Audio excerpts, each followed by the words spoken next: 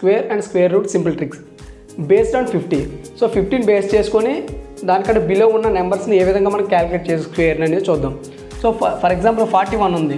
So 41 నుంచి ఏం చేయాలంటే ఫస్ట్ ఆఫ్ ఆల్ మనం 15 బేస్ చేసుకొని చేస్తాం కాబట్టి 50లోంచి 41 అయితే సబ్ట్రాక్ట్ చేయండి. చేస్తే ఎంత వచ్చింది? 9 వచ్చింది. అలాగే 25 నుంచి ఆ 9 అయితే తీసేయండి, మనకి ఎంత వచ్చింది? 16. సో ఈ రెండాటిలో బేస్ చేసుకొని మనం స్క్వేర్ అయితే ఈజీగా ఫైండ్ అవుట్ చేయొచ్చు అన్నమాట. సో 25 నుంచి 9 తీసాం కదా, ఆ వచ్చిన 16 డైరెక్ట్గా వేసుకుంటాం. నెక్స్ట్ 50లోంచి 41 తీసాం కదా, దాన్ని స్క్వేర్ చేసి మనం అక్కడ మెన్షన్ చేస్తాం అన్నమాట. సో 41 స్క్వేర్ చేస్తే మనకు ఎంత వస్తుంది అంటే 1681 వస్తుంది అన్నమాట. సేమ్ ఫార్ములాని 43 స్క్వేర్కి అప్లై చేద్దాం. సేమ్ 50 మైనస్ 43 చేస్తాం, అంటే మనకి ఎంత వస్తుంది? 7 వచ్చింది.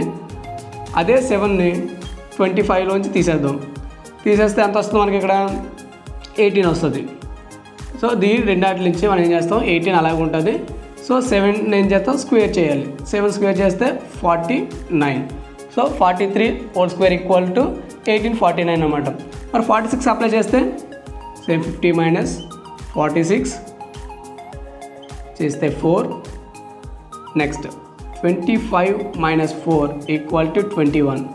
సో ఈ రెండాటిని మనం ఏం చేస్తాం? 21 యాజ్ రాసుకుంటాం.